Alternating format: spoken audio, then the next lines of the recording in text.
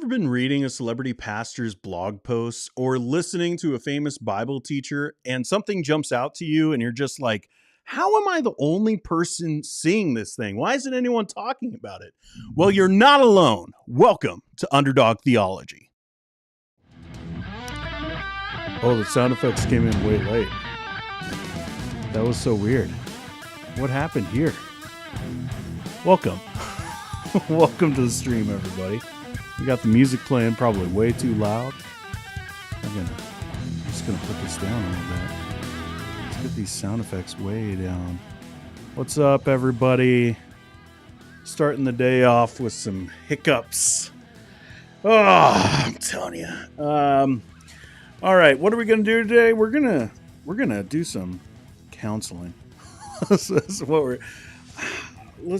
Let's just all imagine that we're in a big circle and we're all sitting there and we're trying to just work things out. All right. That's what I want to do today. I just kind of want to work some things out about John MacArthur. Kind of, I don't know, just kind of summarize what I think of his ministry, what I think of his legacy. Already I've seen it a couple times in the chat. It's a hard time probably to talk about this stuff because he is in the hospital. It's not looking great. He is older, but I figured it would be a better time to do this now than later, and I don't know, maybe the Lord wills that he, gets out of there and he has another 5-10 years of public ministry. I don't know. But I've just been thinking about it because I have so many mixed feelings and I just kind of want to talk about it. And I think that probably a lot of you are with me. There might be some who will be not with me on this.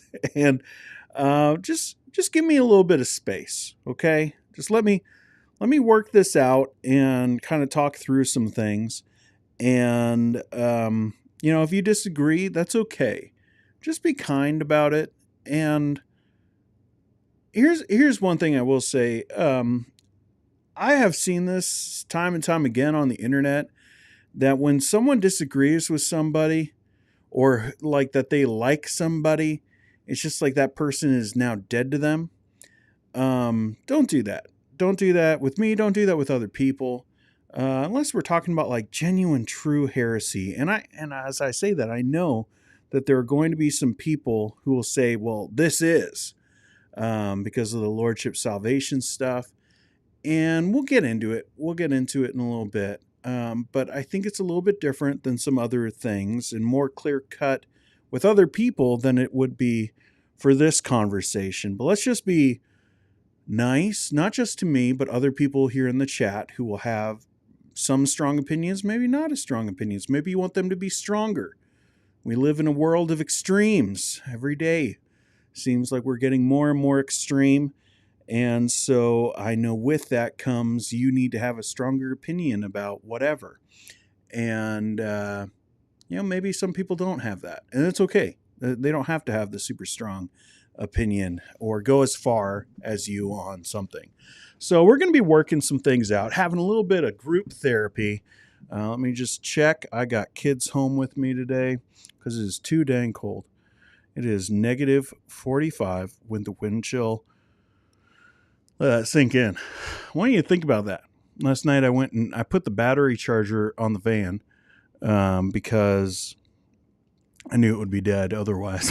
Like even a battery warmer in this weather, not doing great on an older van. So I went and put the battery charger on it. But I got the kids home, so I might be checking numbers and doing some things. They're upstairs right now.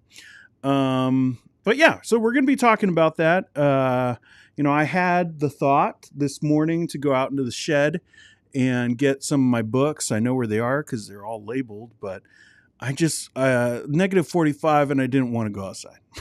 Like I just looked at the shed and I was like, it's 15 feet away, probably more than that, but I don't want to go out there. So I would have gotten some books and showed you some things, but I'll probably be referencing things I've brought up before, and you can look up those videos and see me read the books and get the citations all right. But yeah, so we're going to be talking about all this stuff. But first, we got to do what every one of my haters hates the most. We're just going to banter for a bit. We're going to have some fun saying hi to some people because that's what I do. Because it's just way more fun than just talking to a camera. It's actually talking to people. So let's go all the way to the tippy top. Wendy is at the top, which I actually saw this come in. I don't know why you can bring some comments, but like some of you guys commented earlier and it's below in here. I don't know why. So anybody know how J-Mac's health is currently? Yeah, he is in the hospital. Phil Johnson put something. Phil Johnson's going through like some pretty crazy health stuff too. But J-Mac's been in the hospital for like, I think a month or something like that. So it's not looking great, but he is older. So, and Wendy also says, not a MacArthur fan either, interested in Dean's take on his legacy. Yeah, I want to kind of go through some pros and cons and kind of work some things out with you guys as well. Of where do we come out with this? Like, I think I know where I'm going to end with it, but I would like to know what you guys think. EM says, I think I'm one of the few people who's not a MacArthur fan. Also, I think some of his beliefs are blasphemous. Okay. I would love to hear what those specific ones are. Let's see. MacArthur never had hardship in his life, says Carol. All right. I just, again, not directed at Carol, just at each other. Like, actually, Heidi says it. Hello, fellow underdogs. You all are my favorites, but who's the favorite of the favorites? Right? Like, someone's there. It's Pam. All right. No, there are strong opinions about today's subject. Can I gently remind everyone in the chat to be kind? At least don't be meaner than Dean. That's right. That's kind of the rule. That's kind of the rule. Don't be meaner than me. But it's an easy rule for me. I understand. Hi, fellow kids. That's the Buscemi thing coming in. Appreciate Dean doing this on probably the coldest day of the year. Yeah, it's, you know it, Albertan, you know how it is. Guys, I ran to the store and picked up food for the week and I still beat Dean to the stream. Well, you know what? I got stuff to do. Okay. I got numbers to watch. They're all good. What's up, Mrs. Creole? Jason says J-Mac sold out and he sought the praises of men and chose to go down the path of politics, power, and prestige. Very interesting take. I want to discuss that here in a little bit. Britt is here. We've got Carol Ann saying, I'm less upset about MacArthur's financial balance than his apparent value system. And I saw this earlier. When I first saw this picture, I thought you had photoshopped him arm wrestling with himself. That would have made for a way better thumbnail. And that's why I'm not great at YouTube. Like, that's a way better idea than what I came up with. I want to show the different pictures of him. J-Mac sent the police after Asian protesters and advised the chief to give them the weight of the law. A woman miscarried. He was never repented of it as far as I know. I'm assuming that's during like the LA riots. There's much to discuss. Thanks, Dean, for tackling this. What's up, Joseph? Hope you're doing well. Good afternoon, gang. Good afternoon, gang. Looking forward to seeing how Dean works through this. I think I am too. Not sure exactly how it will go, but that's all of my streams. Someone posted on Twitter that JM is still in the hospital needing physio now and to keep praying, right? Yeah, that was Phil Johnson. We've got the Claymore Arm Wrestling channel saying, hey, guys. Everyone enjoys the music. No one dislikes the music, right? You can have your opinions. Do I Zumba? Nope. Do I know what it is? Mm-mm. I probably should. It's probably some cultural thing. I'm just messing up. Glad to be here with you all on a Monday afternoon. I've heard you mention an Underdog conference. Is that happening? Big yikes. No, it's not. It probably will never happen. Someday, here's what I'll do. All right. I will let you know next time I go down to Minnesota.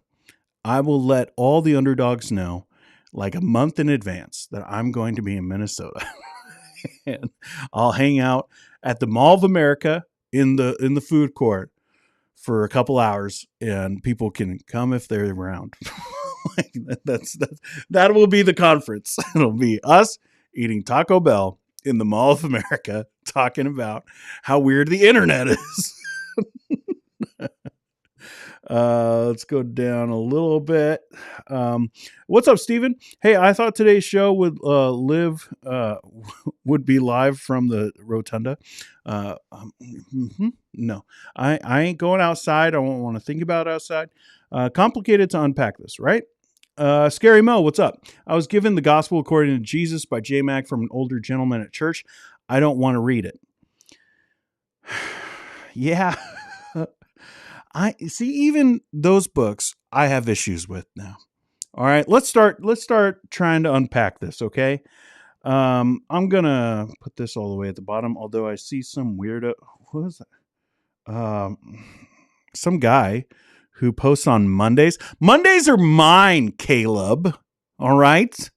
I see how it is. You come for the king, you better not miss, No, I'm just kidding.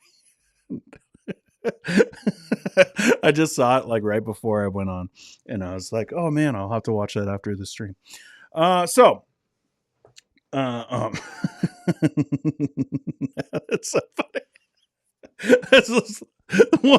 This is how weird I am compared to everyone else on the internet.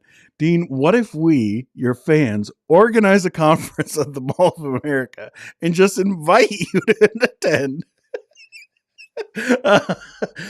If you did that, I'd probably I'd throw on like a trench coat, like just kind of be in the distance, kind of like just like looking, just being like, is that okay for me to go over there?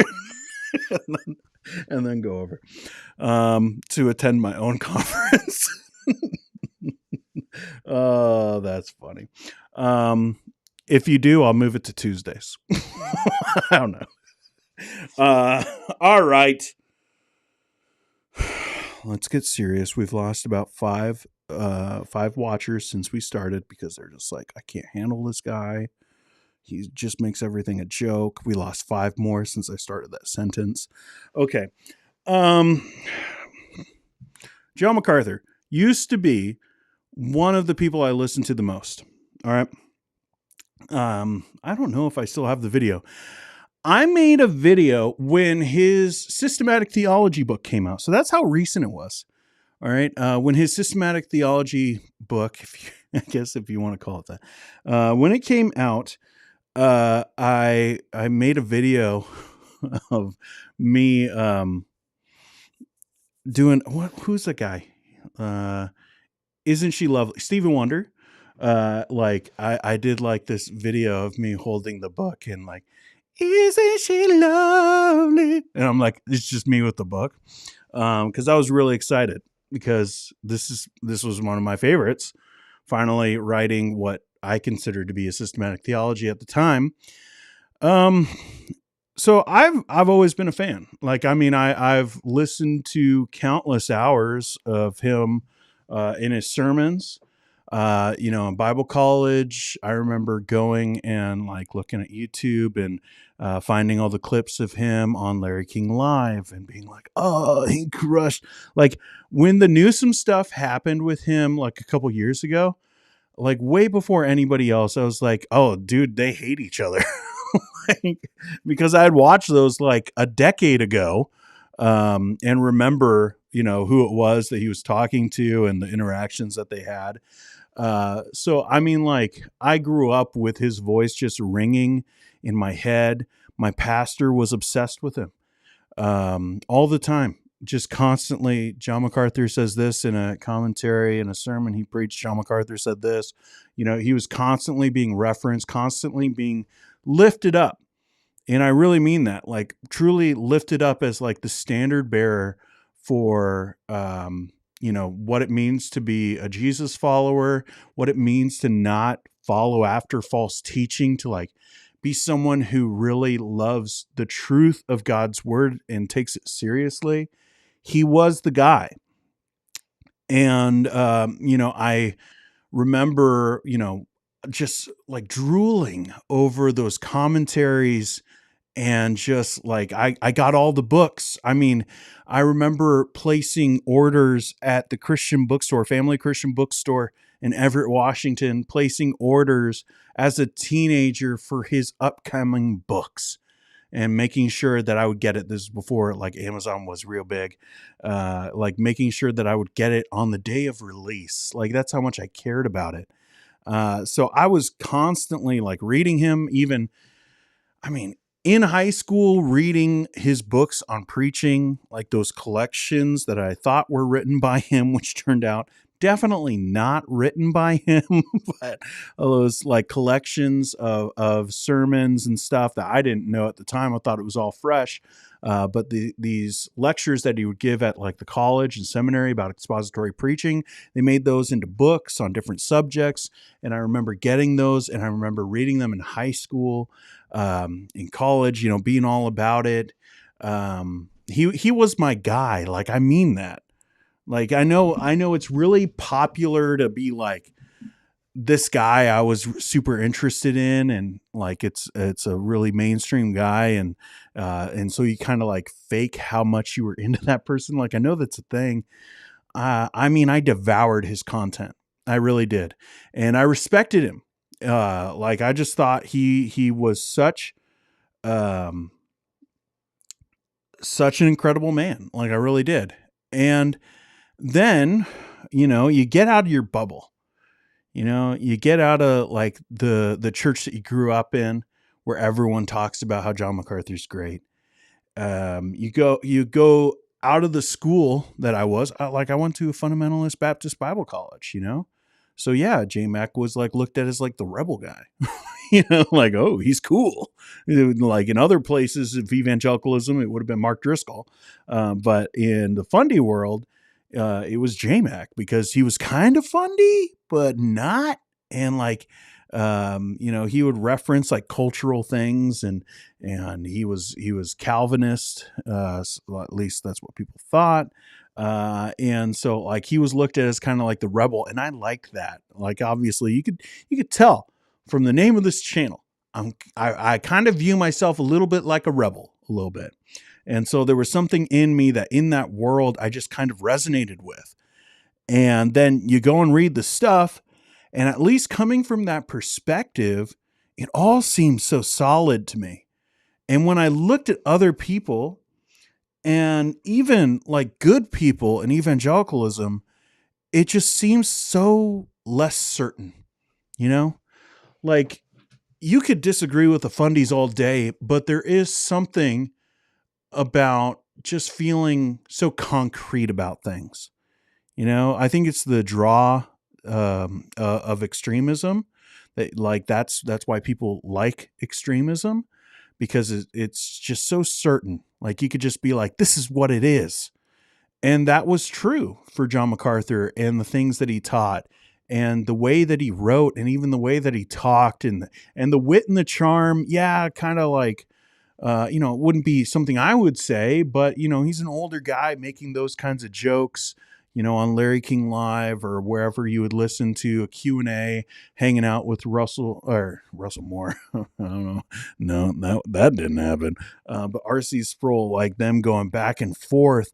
And it was like aspiring, like it was something I would want, inspiring. I wanted to aspire to that, of being like older and knowledgeable and witty and charming and robust and solid and just so certain about everything.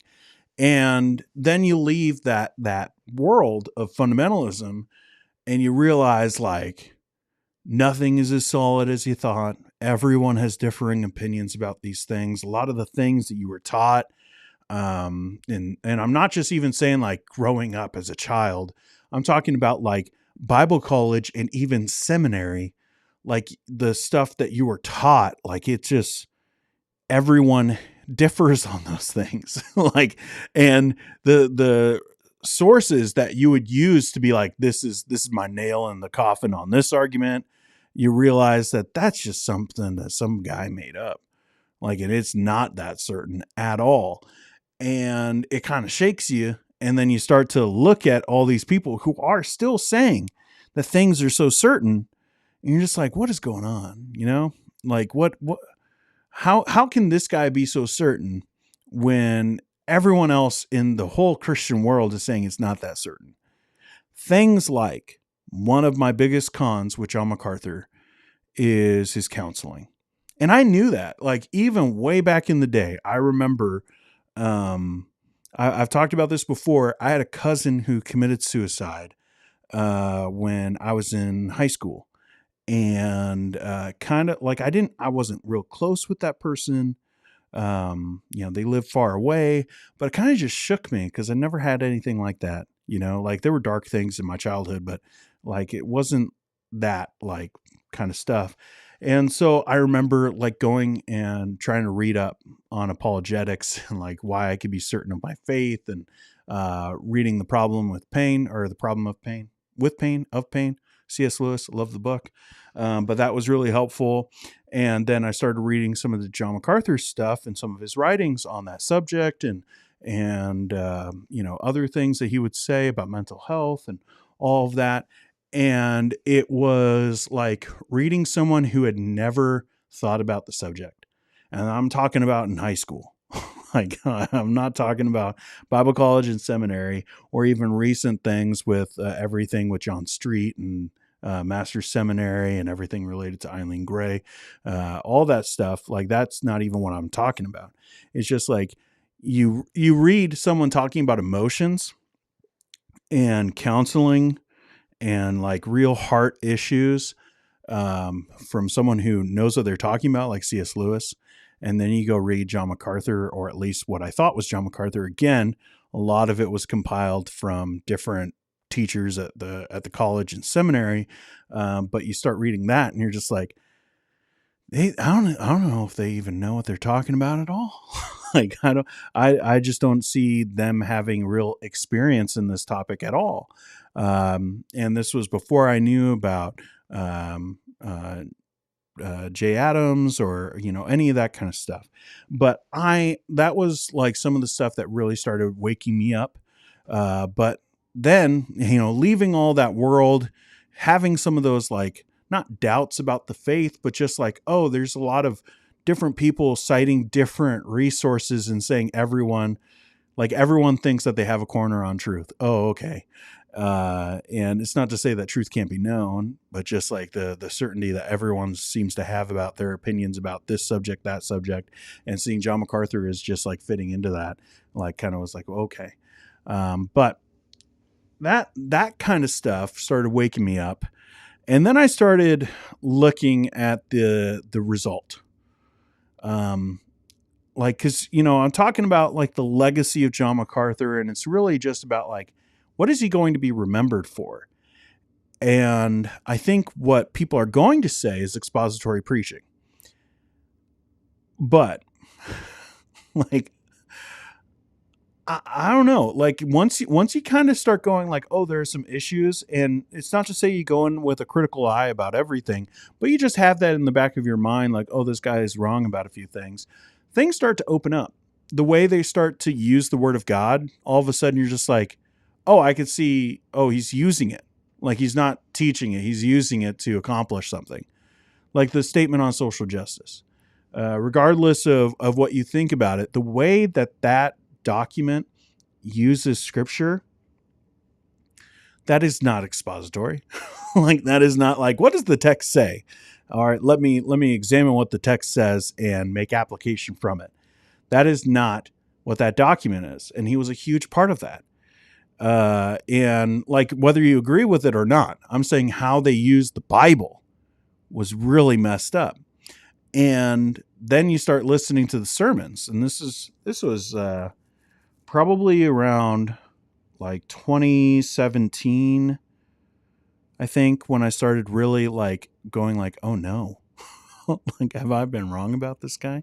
Because you had like the statement on social justice, yeah, but you also had like his sermons going out, and you can listen to him all the time. That's one thing I've always appreciated about John MacArthur.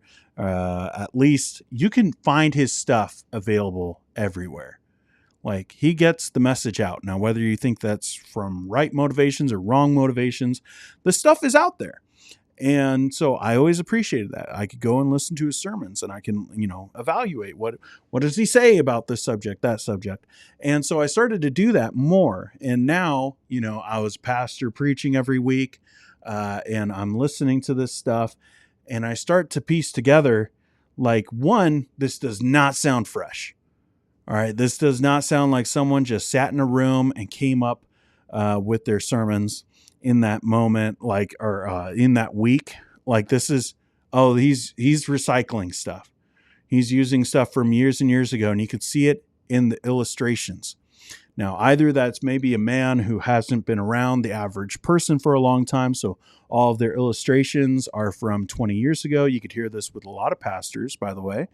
If you got a pastor who's constantly talking about, when I worked in Bible college, and, at this workplace, and they start talking about like these coworkers and using that as some kind of illustration for evangelism, whatever, you can go like, okay, that was the last time you were probably around the average person, and now you're just around Christians all the time, like that happens all the time. But I was starting to hear a lot more of that stuff. And the counseling angle would come in a lot of, like, because of the pressing issues of the day, a lot of the mental health stuff would come into play, and you would hear him talk about it. And there was a callousness to how he would describe it and the way he would view it. That was just like, and it's just, there was a lot of that. I started to see, honestly, it, like, you could just boil it all down to pride. To me, I just kept on hearing pride all over the place, that he was right, everyone else was wrong, that he was right and culture was wrong, that he was right and everyone in the fundamentalist world was wrong, but also in the evangelical world was wrong. He was right and everyone in the psychology world, Christian or non, wrong. And it's just like, once you start to see that this guy just thinks that he's literally smarter than everyone, like, you have to. If you're just going, everyone is wrong about every single thing, and you are the only one who is right, and you're being so dogmatic about it. It's not just to be like, I don't know what's right, but I know that that's wrong and that's wrong. That's kind of how I feel about, like, Christian nationalism. Like, I don't know exactly how the Christian should be able to fit into government. Like, I don't know, like, the exact perfect picture of what that looks like, but I know Christian nationalism ain't it. Like, that's kind of how I feel about that subject. But with MacArthur, it was always like, I know exactly what it is, like, he knew and everyone else was wrong. And you just saw that all across the board. It started to impact everything. And, like, again, it's not just like, here's my opinion. It's, here is what is truth. And if you don't agree, you're wrong. And then the Eileen Gray stuff started to come out and different stories like that. And you go, what? Like, because if someone says that they're right about everything, you would go like, okay, there's some pride there. But then when they start, like, not living out the things that they said, like, now you're talking about something that's a lot more dangerous, I think, because you're talking about someone who is, at least in some form, narcissistic, but then also hurting people. The letter that he wrote, that little girl, again, I made a little short about it, and I still get comments every week from people being like, aren't you saying that, like, a dad or a daughter shouldn't forgive their dad? It's not what I'm saying. And again, like, are you not listening? Are you not paying attention to the context here? We're talking about abuse within a home and a pastor who employs the dad sending a letter to the little girl, telling the little girl to simply forgive her dad for abuse. Like, that happened. Like, that's out there.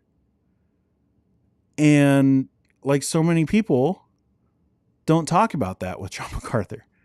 Like, that doesn't even enter into the conversation.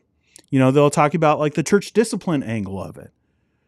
Of like, like, should she have been disciplined for, keeping her kids away from an abusive father. Obviously, he, bought into the lie of this abusive father and, all that kind of stuff. But there's more. There are several cases now, and one specifically that he sends a letter to a little girl saying that she should forgive him. Just forgive him. Like, it's one of the most manipulative, calloused, evil things I've heard a pastor doing. And I can't get over that. And that is something that I think a lot of people, maybe it's just out of awkwardness or just I don't know, they just don't want to deal with it. Like, they just kind of heard about it, read it on Julia Roy's, and then just walked away from it because it's too dark. But that happened. That's out there. That's a thing. And I'm sure that there would be people who would be like, oh, we can write it off this way. This is what he meant. You don't know what he meant. I think it's kind of clear what he meant. If you read the letter, it's pretty clear that he knows. Maybe he doesn't know every specific thing the dad did, but he knows what was going on, and he wrote it in that way. And whether he remembers it or not, because we're talking about a guy who deals with people all the time and thousands of people, one of the dangers of being a megachurch pastor is even these counseling scenarios where you gave someone specific counseling advice and then you don't even remember who that person is 3 years later, because you've dealt with so many different people at different times. So maybe that's part of it, but I can't get that out of my head. So you could be like, oh, expository preaching, which again, I think at least the last 15, 20 years, John MacArthur has not been doing expository preaching. Getting points from the text, okay, but what is the text actually saying? Not what do you think the text was saying in 1976? What is the text saying today? What is the text saying to your people? Explain the text for your people. And I don't think he's done that in a very long time. He's leaned on the past. But again, a lot of pastors do that. But you could say he's all for expository preaching. But when it comes to this kind of stuff of that letter, these different scenarios, and the philosophy that he impacted those around him with, there is a brand. There's a brand in this world of Grace Community guys. It's impacted their seminary. It's impacted their college. And you can tell all these guys sound the same. They all do. It's a brand.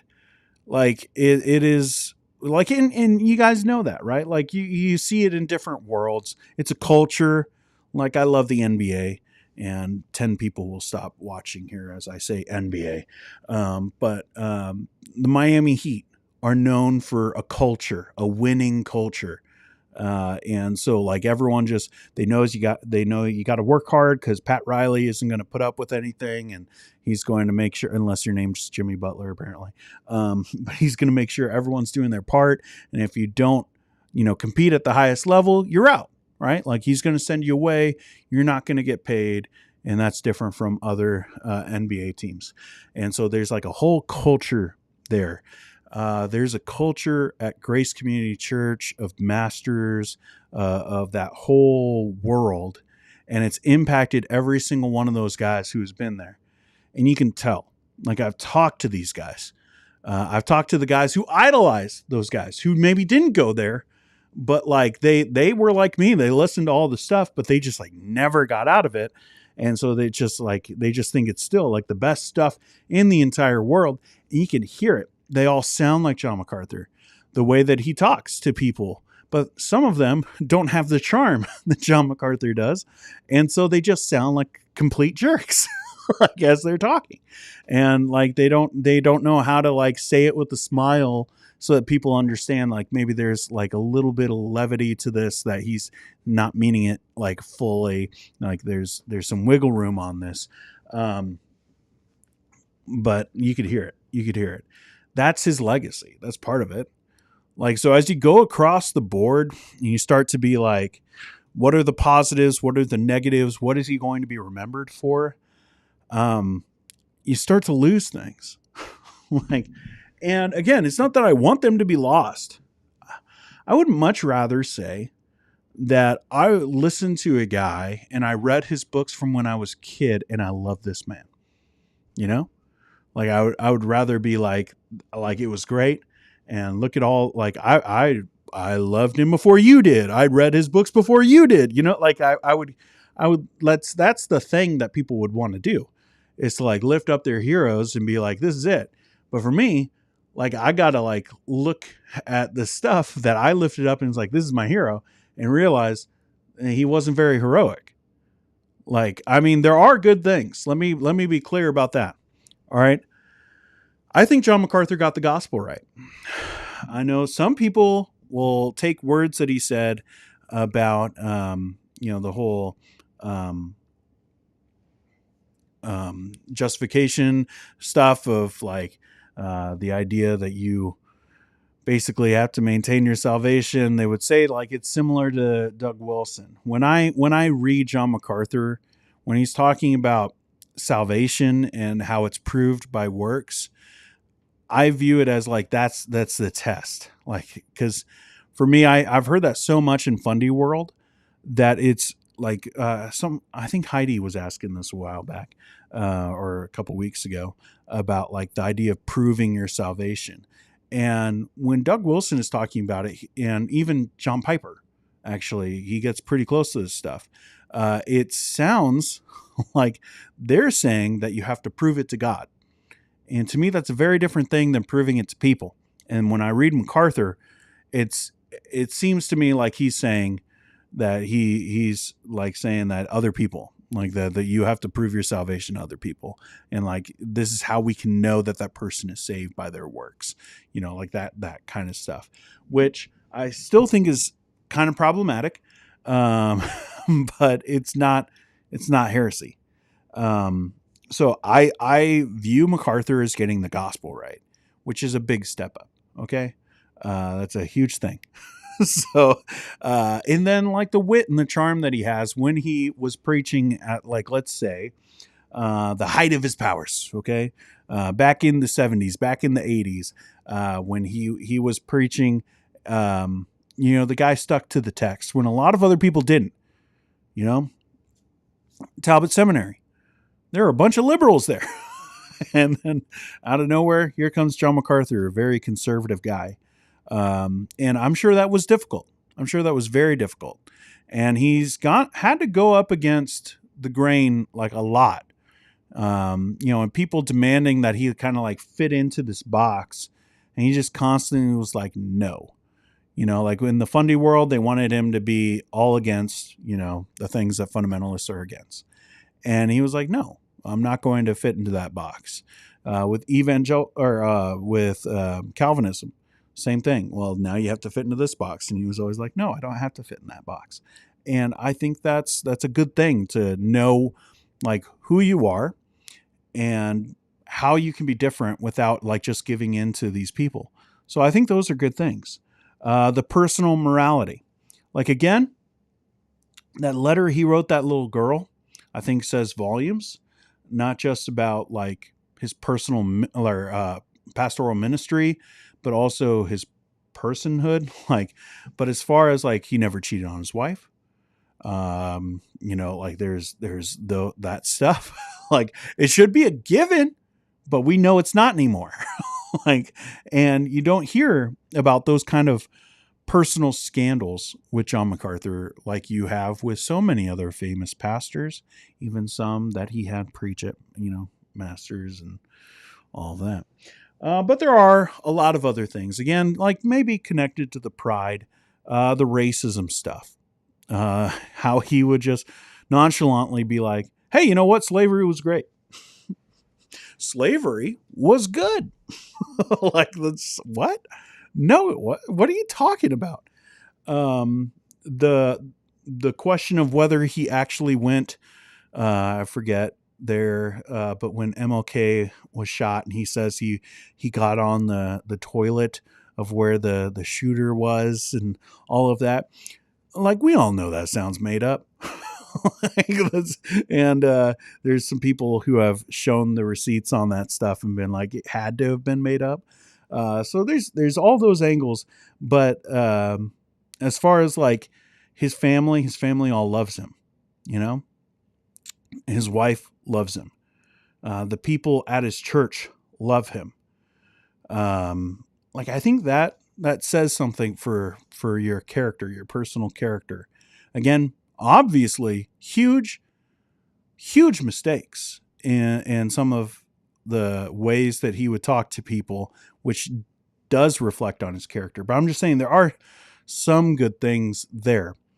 So overall, like you could see, like this is why I'm saying it's a complicated thing, because he is a guy that will be known for expository preaching and for truth, being someone who stood against, tyranny. That's going to be a thing now. People are going to remember that, standing up against the government.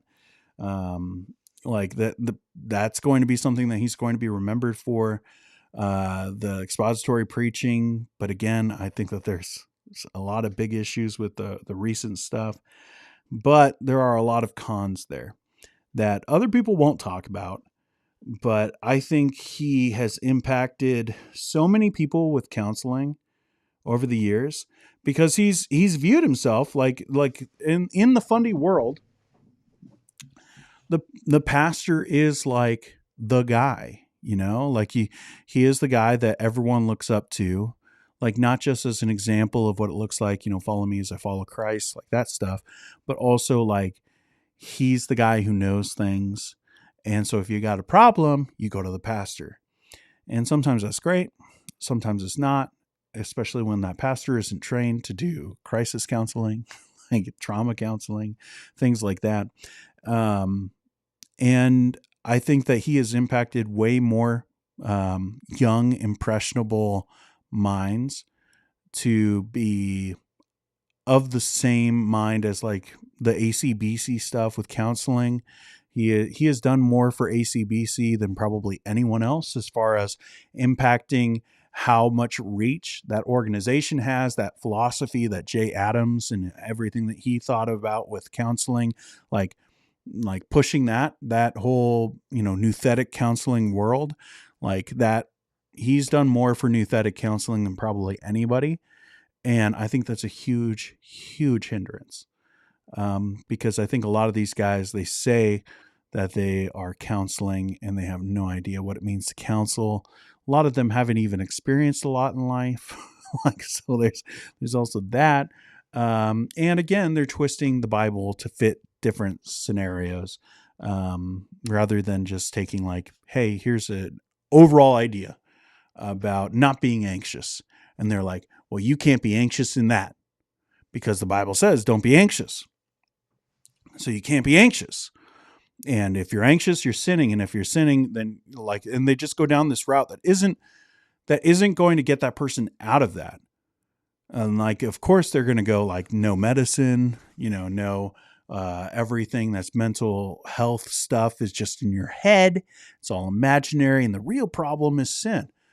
Well, yeah, like the original problem is sin. But like now you're dealing with this. Like, is it impacted by sin? Of course, like everything else in life. But just saying like your real problem is sin isn't going to help that person. And that whole branch of nouthetic counseling all basically finds some kind of root in John MacArthur and Grace Community Church and all of that.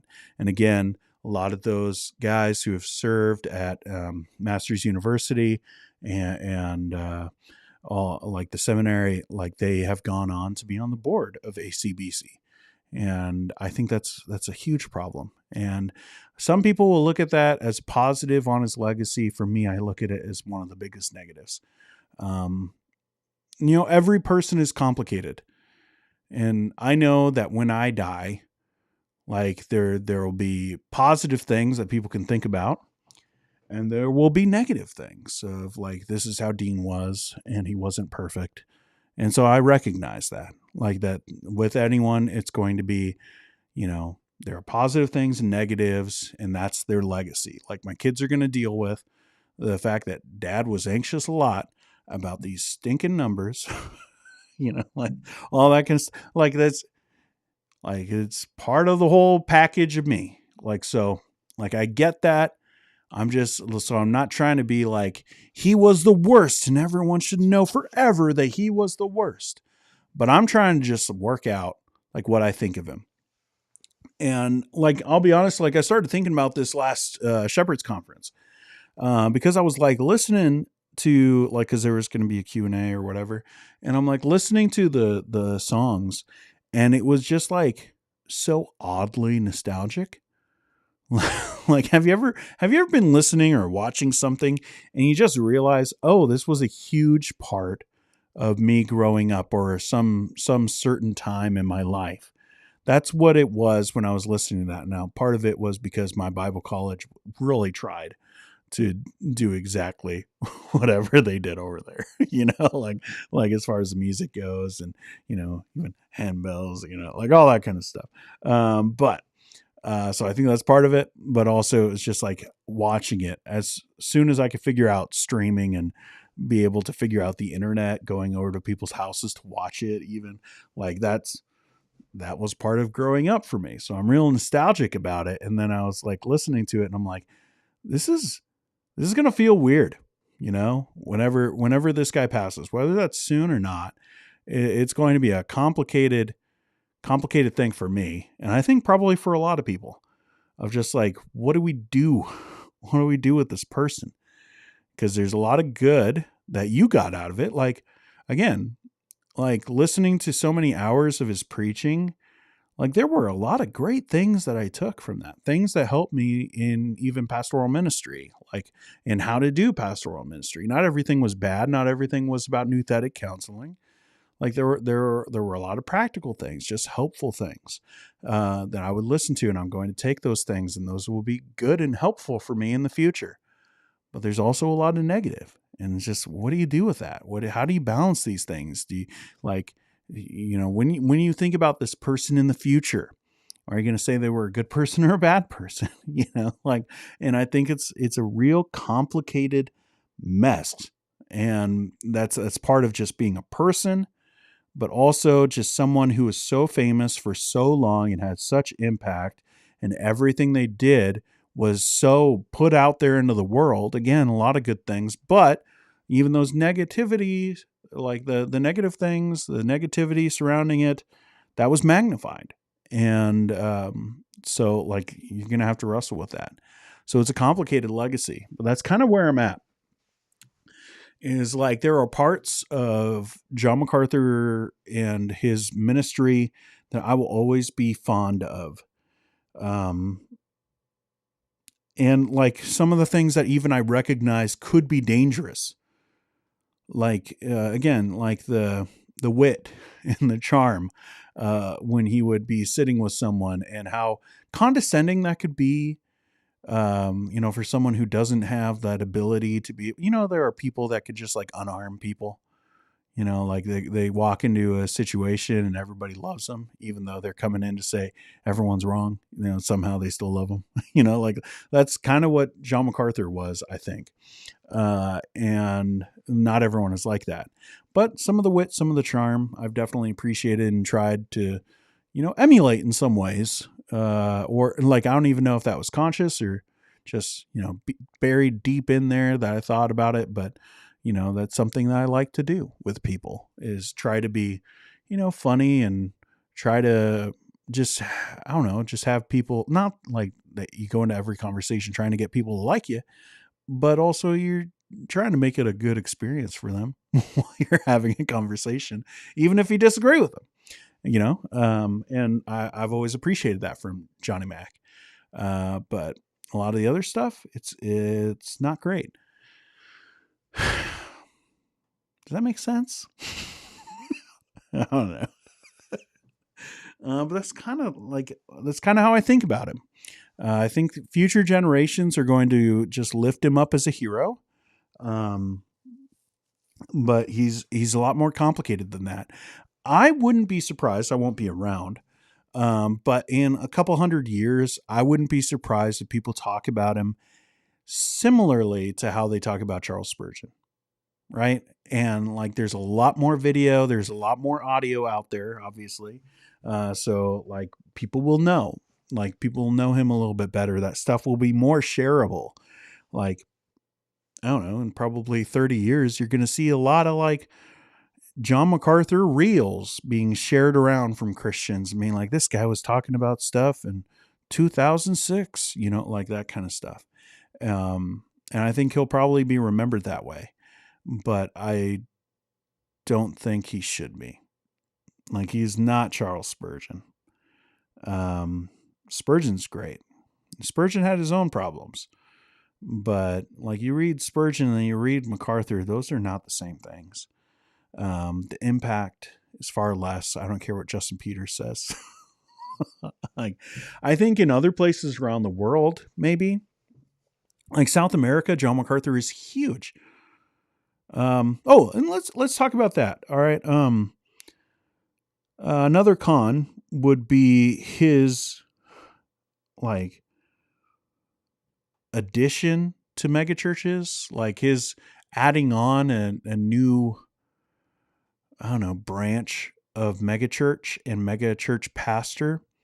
Like, and by that I mean the megachurch that hates megachurches and the megachurch pastor that preaches against megachurch pastors.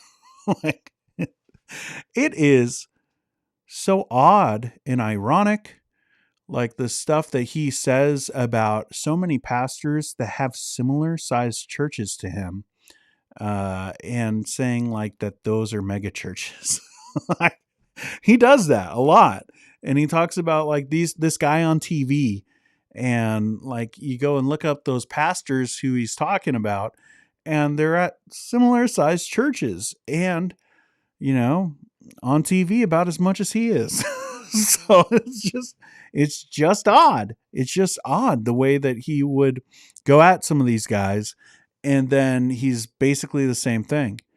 And again, that impacts all of your ministry. Like, he didn't know the people. There's no way John MacArthur could know the people that he pastored, and especially, the last 10 years, as health has deteriorated, as, COVID happened, as all that stuff. There were so many barriers.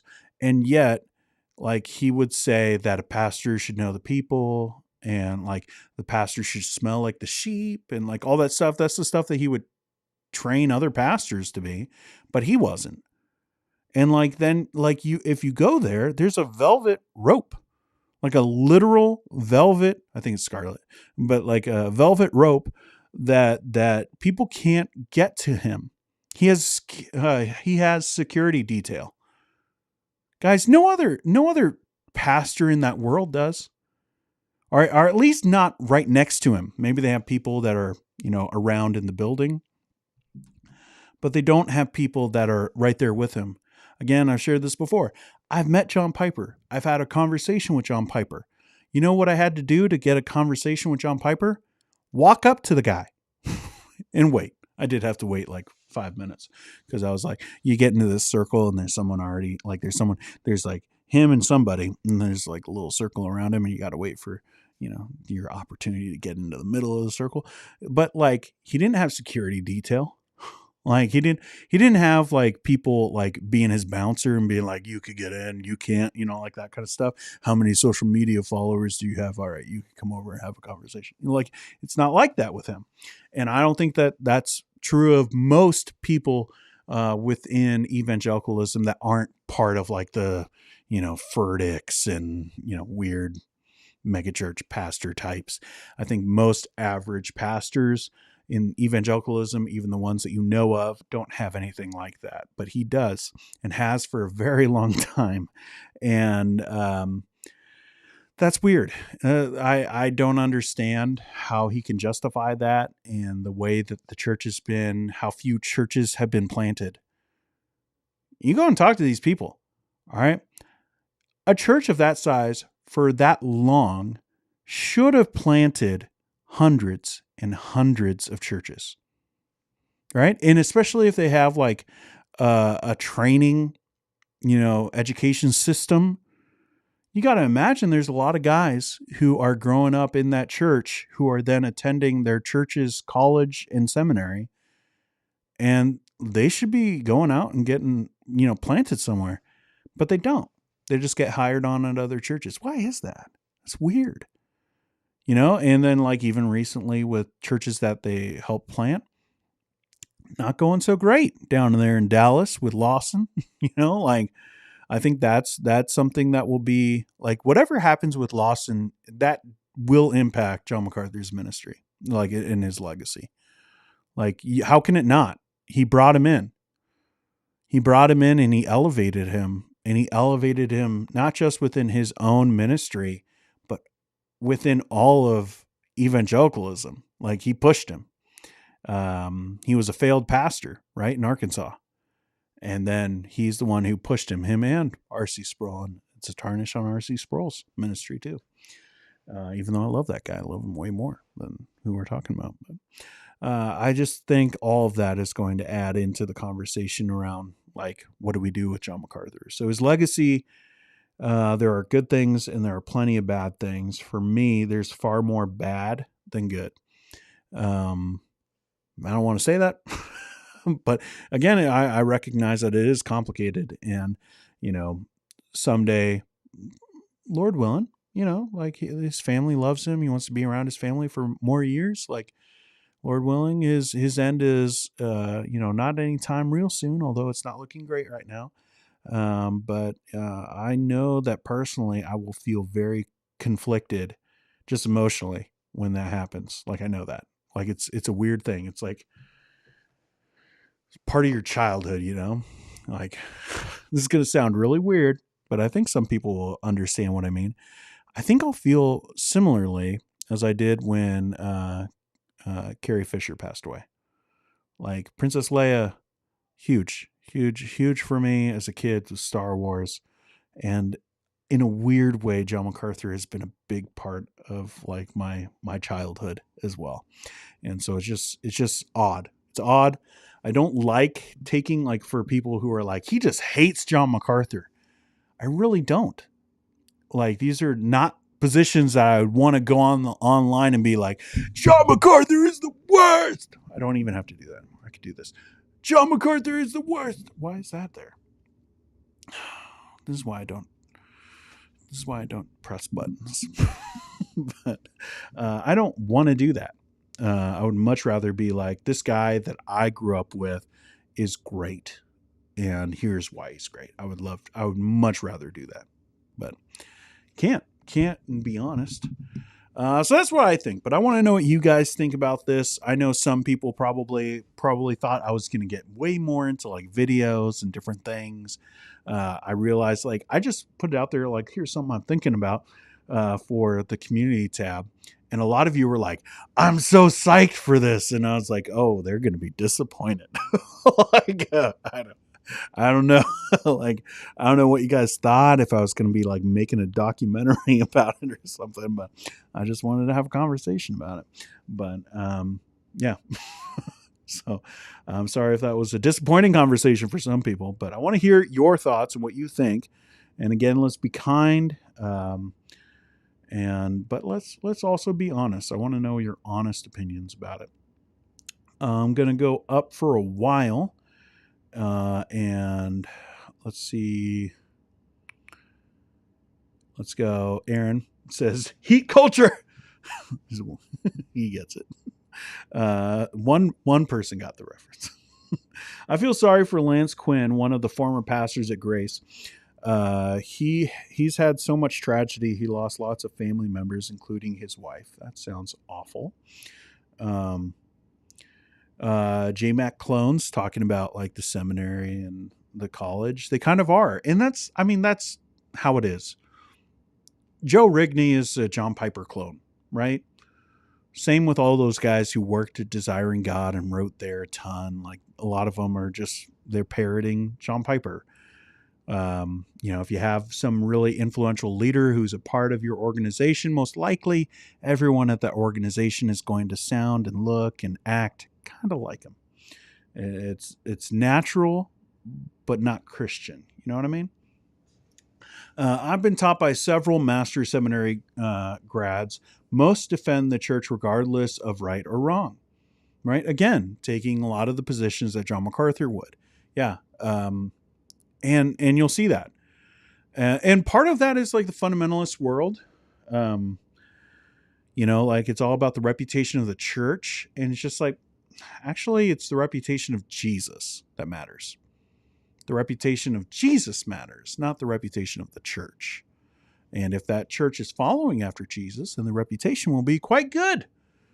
But if they fail, if they cover up things, their reputation should be tarnished, but that doesn't mean that, it's a loss for Jesus. Bob says, my understanding of his definition of faith is that faith itself is part of faith and part work. Sneaky stuff. I mean, we got to nuance that and have a conversation and look at specific things. And I probably should have gotten some of those things out, but again, -45. So I didn't want to be looking all over shit. No, I disagree. I don't think that that's what he's saying.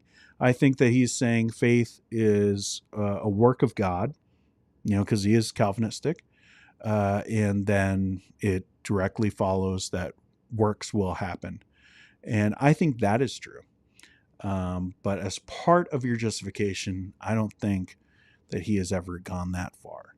Now, has he said things that have been confusing? Yes. One, because it's a confusing topic. And let's be honest, like there's so many people who get really confused when they start talking about that stuff. The differences between justification and sanctification, where does it one stop and one start? That happens. Ask any pastor to explain it, and you'll be like, wait, did he just say heresy? just wait. You got to like nuance that stuff and talk it out. But I don't think that he went as far as like, and there are plenty of people who will say like, no, you're wrong, Dean. Like he has said that and he went this far with it. I could be wrong on it, but I'm just giving my opinion. And again, guys, if he was a heretic, I'd say it. Like, because like to me, that's the difference between Doug Wilson and John MacArthur, is that one went further than the other. And one might say things oddly, but another one writes out a full statement articulating the oddity of it. And that's the difference. So yeah. What's up, Jason? Man, I forgot to start the stream on time. Dang it. Well, you know what? We all make mistakes. What is his legacy? This will be Jason Allgood's legacy, not his books that he's written. But it'll be how late he was for the stream. Wendy says, one also has to look at his spiritual sons, if you will, and see the same lack of love, grace, mercy, compassion, and sadly, the pride. Yes, again, followers go further, and those people will go further. And I think we've seen that. Bill says, oh, be kind to Bob the Baptist. Cool guy. And the ever-changing microphone stand is awesome. Microphone doesn't change, just a stand. Yes, problematic. Bob says, stop listening to him when he said, repent of anxiety. Yeah. Well, and that's a huge thing within the fundy world. The fundy world, every emotion is a sin. like you can, yes, you should not be overly anxious, and you should, pray about all things, right? And rejoice in your sorrows. All that stuff is true, but there's a difference between just saying, stop it. And all right, let's understand why you're going through that. Let's understand what's behind this. And it isn't just because, Eve ate the fruit, there's more going on there. There's more than just, oh, sin is the problem. Okay, yes, originally, but here we are thousands of years later. And how has sin transformed, and what has happened within our own personal lives to get us into that situation to where we would be anxious about that thing, but they just don't want to do that. I think it's harder, to be honest. And you can't come out with here's what you got to do. Here's the Band-Aid to put on, and now you're healed. No, you got to go through hours and hours and hours and hours and hours and hours and hours and hours. And it might not ever be what you would want. John said there is no such thing as racism. I don't remember him saying that specific thing. I remember the whole slavery is good, and like it's not what you think it was, and blah, blah, blah, blah, and doulos. The guy was obsessed with being a doulos. Okay, calm down. I hear John MacArthur obeys the traffic laws. That's good. I believe that evidence is strong that JMac doesn't have much respect for women in general and believes that disrespect is biblical. I didn't have that on the screen. Yeah, I mean, again, part of fundamentalism. Like, guys, John MacArthur is so much closer tied into fundamentalism than even I would have thought like 5 years ago. But once you hear a little bit more of his story and how he went to Bob Jones, how he was in that world and the things that they wanted him to be and do and all that stuff. They had plans for Johnny Mac, guys. They wanted him real bad in straight up Fundyville, center headquarters, Fundy headquarters. They wanted him real bad. And, he didn't want to be a part of that. And I always just thought he just wasn't then. But you hear about it and you're just oh yeah, I guess actually those ideas lingered, he's not a guy that, like all of us, we are a product of our past. There's stuff that I say sometimes and probably is impacted by my Fundy background. I recognize that. I think all of us have a background, and sometimes that will impact the way that we see something, how we'd articulate something. And John MacArthur is no different. And so in Fundy world, women are not equal. I don't care what any fundamentalist says. They're not. If you're calling yourself a fundamentalist, I highly doubt that you think women are actually equal to you. Because it's about the man, and they wouldn't call themselves they wouldn't be part of the patriarchy movement that we see now.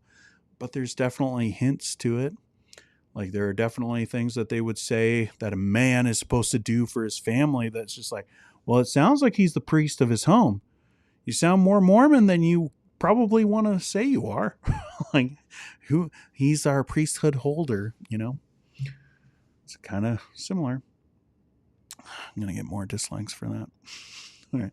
The word heresy can be thought stopping, a word we can use as a real Christian put down. I want a word for theologically passionate person who didn't serve people well and holistically. I think that's everyone. But yeah, I don't know. I think we do need to be more okay with putting people into categories that aren't just right, wrong, heretic, orthodox. Those are all helpful things, but I think we need to be a little bit more okay with yeah, he goes up to the line, but he doesn't cross it. Or that guy, he crosses the line, but he doesn't go as far as that guy. Maybe Joel Webbin with his sinning in the right direction. Oh man, that stuff is nuts. Well, maybe we should have talked about that. But I'm sure Bob the Baptist will. But the irony is he becomes a tyrant himself in many ways. Yeah. Gracious me. Expository preaching, he said that for 50 years he has taken every verse of the Bible and put doctrine into the text. Yeah, but when he's saying that, he's trying to be Scripture interprets Scripture, right? And so he reads his doctrine from other parts of Scripture back into the text to help him interpret that passage. To me, that sounds like pretty much every theologian I've ever heard and been around. And honestly, what I do.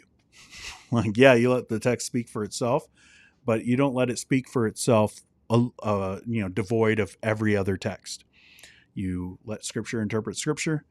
I don't know the specific context that you're talking about, so maybe the context would be wait, that is super weird. But when I hear that, that's what I think. Pastors were not trained for trauma counseling. Many of them weren't. It's very true. And don't forget, the Cleveland Browns asked him to try out to replace injured wide receiver Paul Warfield. Yeah, I think we're going to run into this thing more and more. Some of these people that said stuff about like what they were about. Okay. What they were about, what they were doing back in the day, that is going to be pretty easy to find out was false, now that we have the internet. So I think that's probably going to happen more and more. I'm going to take a quick break and make sure little man has a little snack here. I'm going to put the timer back on, but then I'll come back and we'll be dealing with some of this stuff. So just a moment.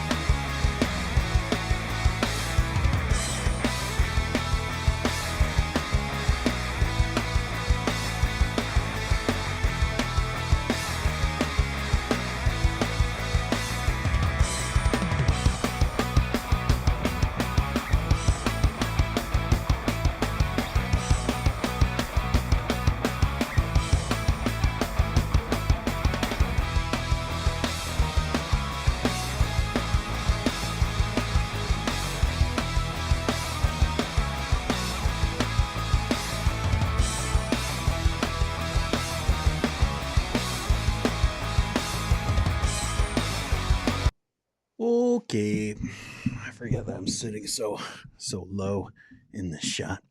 So one of those things.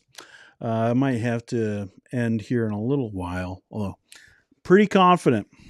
If you got a Dexcom, sometime you lean on something, you have a big drop, and it's not real. But I didn't have the time to test it, so I just gave him a snack because it's snack time anyway.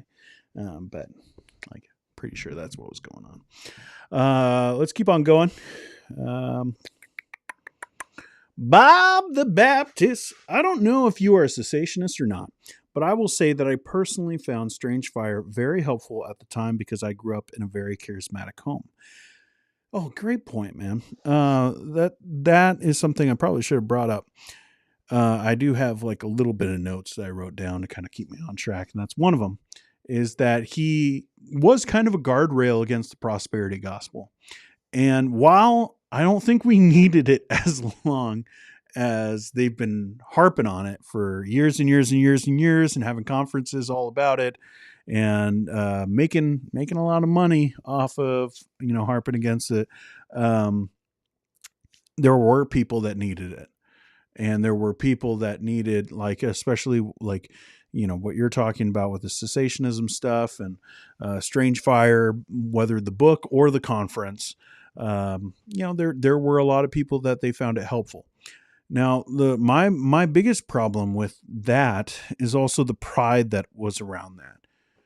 Like, because a lot of these people that he was railing against were Christians, and he was making it seem like they just weren't.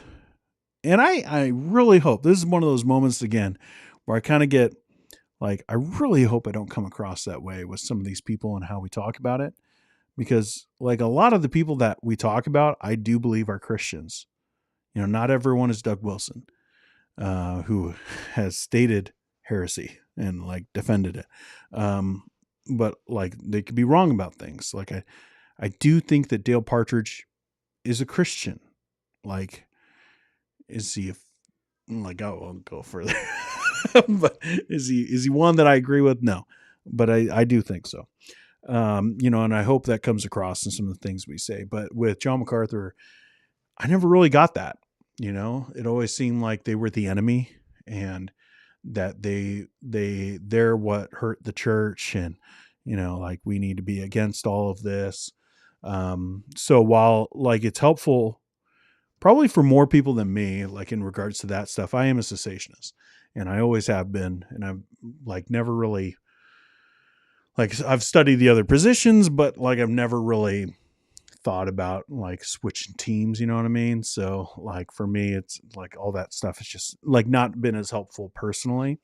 But I'm sure that those people are out there and would be like, yeah, man, that kept me from, going down this route and that route. So, and John MacArthur has done that, and he's done that not just with that. I'll bring it up again, the Roman Catholic thing.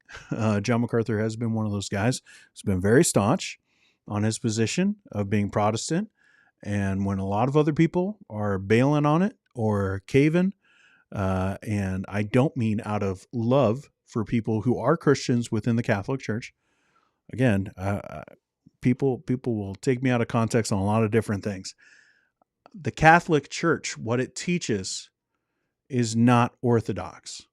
All right. That is not how justification works. Now, within the Catholic Church, there are Christians. Okay. But there have been several ecumenical movements that they just try to bring everyone together and be like, we're all on the same team.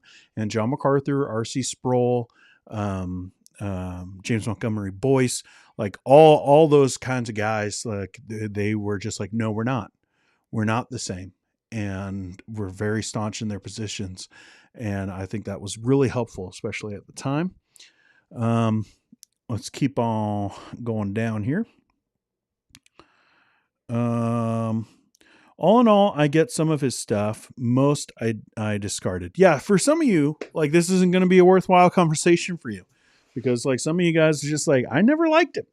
It was a pressure thing. I knew it. But you see that stuff and you're just like, I'm not waiting 5-10 minutes to see. Okay. But some of you guys are just like, he's never been my guy. Cool. But just remember that for the rest of us, he was. And like that, and that might be true for other people in other ways. Like some people were like, they didn't like John MacArthur. They were into John Piper, or they were into, I don't know, someone else, you know. Who do you like? Who do you like? Tell me, who do you love? Okay. Did I really do that? I guess so. Dylan always says his book, 12 Ordinary Men, is still one of his favorites. I think we can have respect while still admitting things have gone really wrong with his attitude and theology.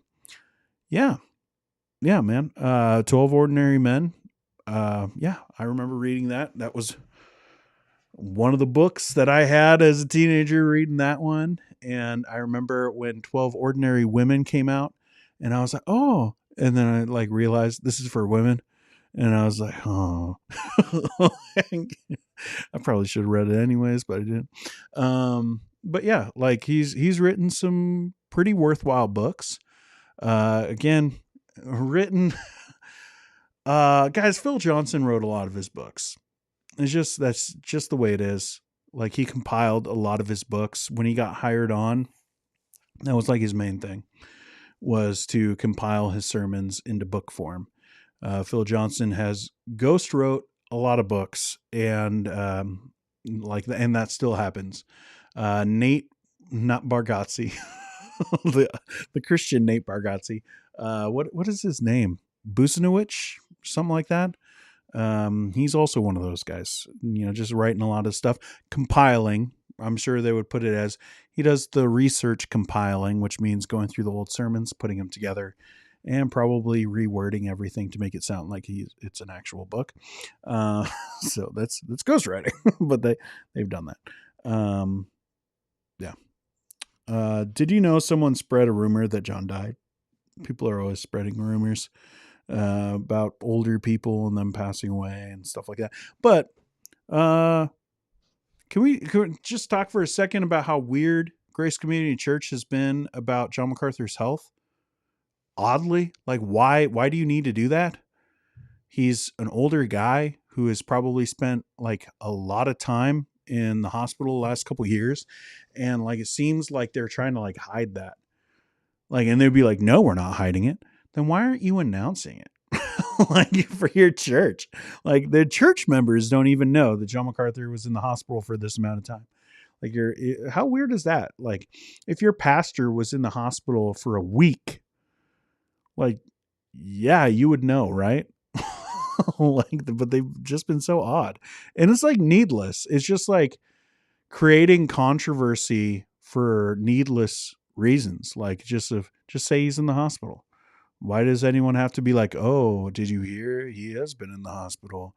Like just say that he was in the hospital and you wouldn't have to have people being weird about it. But it's an odd world. Yes, the megachurch irony, so bizarre. Yeah, I find it to be that way. Yeah, it's just weird how they call out those people and then their church is huge. And again, just a lack of church plants. And I'm sure that they would be like, well, we send them to the school and then the school sometimes plants churches. It's just weird. And then like you look at like the churches that have been planted, and they all kind of follow that route of getting really big and focusing on being big. I mean, like Dallas is the most recent one, but Tom Pennington's church is like that. The other guy with the big mustache that speaks sometimes at Shepherd's is also like that. Hispanic fella, I'm forgetting his name, but it's a lot like that. After the Northridge earthquake, he was not compassionate about this place, no comfort at all. Yeah, I don't think that a spirit of gentleness has ever been like something that everyone talks about John MacArthur for. So I don't think J Mac was ever pastoral. He was Steve Lawson-ish, except he didn't travel, but he has never been approachable. Yeah, I don't know. It doesn't seem that way, like, again, I don't know. I'm not there. I haven't been able to be there, but I do see that rope and I do see the security team and I do see the fact that like it's just he doesn't know people. All of his illustrations are from 30 years ago. And I know that that's something that happens with older people, but like, I don't know. It doesn't seem like he's around very many people. Mary says this is the result of being the man and not having anyone in his life to call him out on his crap. Yeah, a plurality of elders is really helpful. But a plurality of elders who have adored and worshiped you for 30 years, maybe not so helpful. Like, if you look at the elders at Grace Community Church, a lot of them are younger. And even the older guys haven't been with him for the full ride. Guys, remember there was a church split? John MacArthur, I want Ian Murray. Like, I know he wrote his little book on John MacArthur, which is weird that he wrote it so early. But like, I want someone to research this stuff and talk to the people and find out what happened with that church split. Because I remember John MacArthur talking about how he just went into a church staff meeting, and there was a coup. And there was a coup that happened, and it was one of his lowest points in ministry, and whatever. And a lot of the staff members left, and I'm just like, why? Why did that happen? What was going on? Like that. Then you never hear any more about it. Now, granted, that happened 30 years ago now, but like, it's just odd. Like, he always brings it up as like this, God got us through it, but he never actually says like why they were so angry at him. I would imagine, no one in the church staff wants a coup. Like, especially when like you're like not just talking about like an executive pastor, you're talking about like the face of the church. They know that the people aren't going to agree with them unless they make like such solid cases. The same thing for that happened with Mark Driscoll. Like, none of those guys were like, this is going to be great, let's just get rid of him. It's like, oh, junk, we got to get rid of him. Like, this is not going to go well. And didn't at Mars Hill. And at least from their perspective, I'm sure they would say that it didn't go well at Grace Community Church either. But no one ever talks about that, like the specifics of it. I listened to him a lot in the 90s, and then Growing Kids God's Way came out, and J-Mac went into the trash for me. Yeah, a lot of the stuff when it comes to parenting and, again, emotions, just all over the whole place with emotions and everything happening in the mind. Like, J-Mac's not great. He's not good at that stuff. I just cut my toe and asked my wife if we had any Neospurgeon to put on it. Ba-dum-psh. Let's go down a little bit. I went to two different Grace clone churches in Idaho. Grace has a list on their website of approved pastors, like any fundamentalist school or institution. Yeah.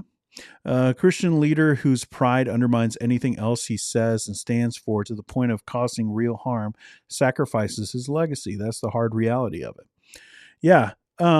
Here's the deal. More and more, I'm finding out it is so hard to end well. Like, so hard. Like, especially like I'm talking about, like, not just like Christians, even though that's true, but like those in the spotlight. Like, think about it. There's always something, like there's always something that you're like, that's the blind spot. That's the thing, or something comes out. Like, it's just happening time and time again. It's really, really, really hard to end well. So when it happens, I think we need to celebrate the heck out of it. Some people will be like, he said heck. But like, just celebrate it. Like, regardless of what you think about his kids, Ray Ortlund has just been phenomenal. His entire ministry has been phenomenal. Like, let's celebrate him, like, people like that. Let's celebrate those leaders who have done really well and have stuck with it.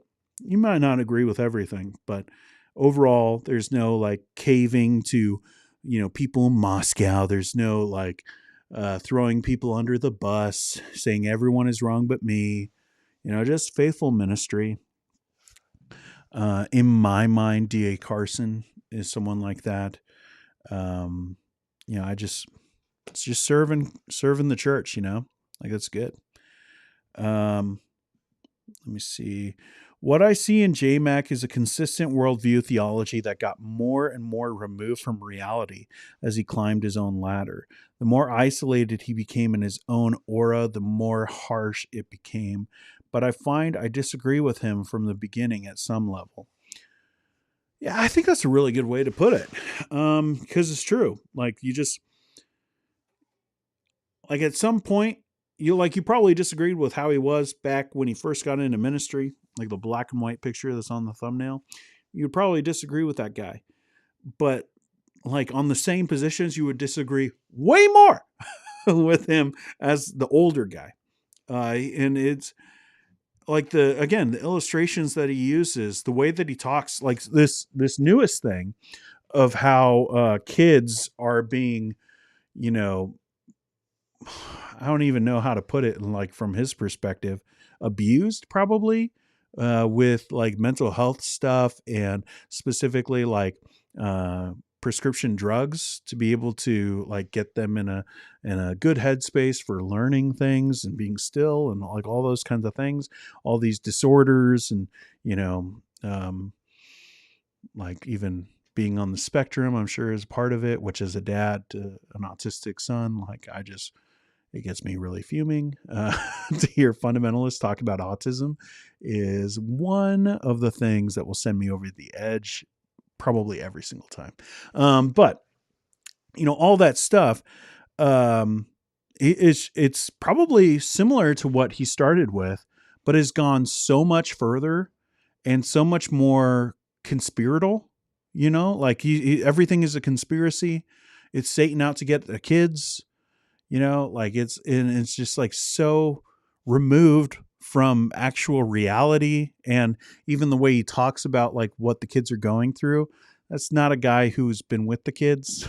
Like, and he's older, so I'm not saying he has to be, but if you're going to be writing about these things, like know what you're talking about.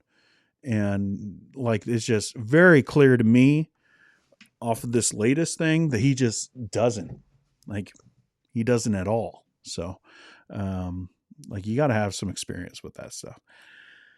That church bullied me and nearly destroyed me. It was worse than grace. I'm sorry you've been through the ringer, Carol. But I'm glad you're here. I'm glad you're listening to these things and, even sharing some of your own experience here. Nathan, what's up, dude? I'm mostly here to take in perspectives and see what people have to say. I feel perspective is important to me as a pastor. However, I disagree with Calvinism. So I don't know if there's more, or I think that's just kind of how he ended it. Yeah. I mean, if you disagree with Calvinism, you're probably going to disagree with MacArthur on pretty much everything. So like, I totally get you. Is there a spell? He's a witch. Does he weigh the same as Goose? Okay. Amen. It's the reputation of Jesus that matters. I think so. I think this is pretty clear. The best gospel presentation I've heard was Rod Rosenblatt, The Gospel for Those Broken by the Church. It changed me. That's pretty good. I don't like everything he has ever done or who he hangs out with, but Conrad Mbwebe, I think there's like a 3-minute video that Desiring God put out, and it was at a conference back in the day, but it's him answering like, what is the gospel? And I think it's one of the most beautiful ways it's been explained. You can look that up. Conrad MbewE. Mbwebe. I don't know how to spell his name, but if you look up Conrad Desiring God Gospel, you'll probably find it on YouTube. But I think that's pretty great. His disciples asked him, Rabbi, who sinned, this man or his parents, that he was born blind? Okay. Sometimes I just like take a thing and it's like devoid from the context of things, and sometimes I don't understand it. Sorry. Once you listen to someone who is really gospel-centered preach, You really won't have a desire to listen to J-Mac, Piper, Wilson. They tie you up in anxiety and blame you for being anxious. You are not wrong there. And it's almost like, I don't know. It's like you start seeing like a fifth dimension, you know, like you start to see like the difference between law and gospel, and you start to be like, oh, all they're doing is telling you obey, obey, obey, obey, obey, obey, just constantly. And then like you listen to Ronnie Martin preach, and you're just like, oh, this is a sweet, sweet gospel. It's very true. Take a shot every time he says doulos. You'll be in the hospital. That's pretty good. Thank you for saying that, Dean, about women being treated unequally in fundamentalism. It's very true. Not saying anything new. If defending slavery and abuse aren't crossing the line, what is? I mean, I know what you're getting at, and I agree. These are like really, really problematic things. And to me, it's like once you cross one of those lines, like I'm done listening to you. What I'm saying is like slavery and abuse aren't the gospel. They're not. Like if you can get the gospel right and still like say some really problematic, hurtful things and maybe even cover up things that are, I think that that's a possibility. Again, I'm not saying it's great.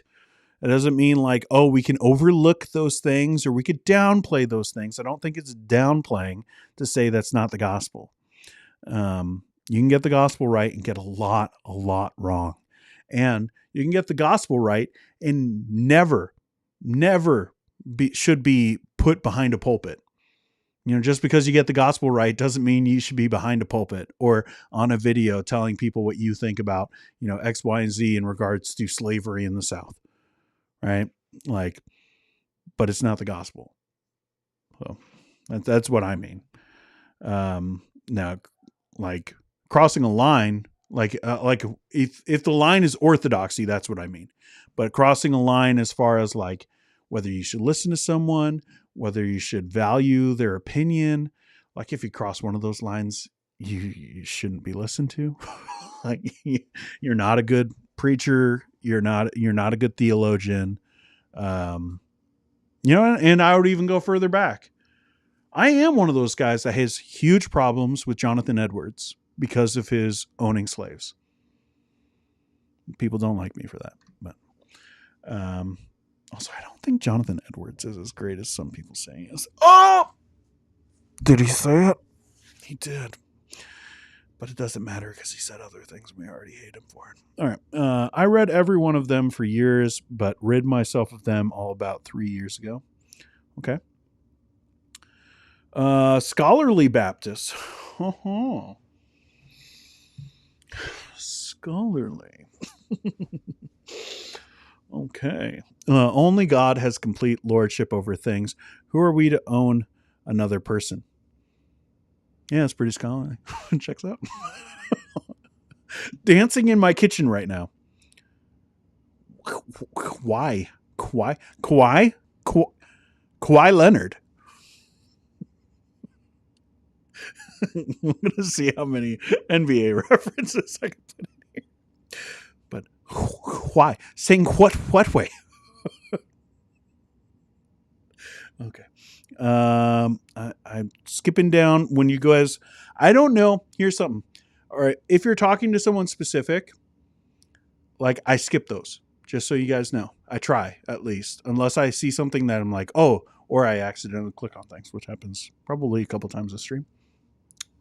I think I've read one or two in entirety, but my pastor growing up read him extensively. I had serious cognitive dissonance hearing J-Mac quote my childhood pastor. What? J-Mac quoted your childhood pastor? What? Yeah. Okay. I read all the time. Such a nerdy kid. When I worked at Lifeway, I suggested the MacArthur Bible several times until I read some of his commentary on certain things, and I didn't suggest it after that. LOL. We'll be right back. We'll be right back. I think we'll just be right back.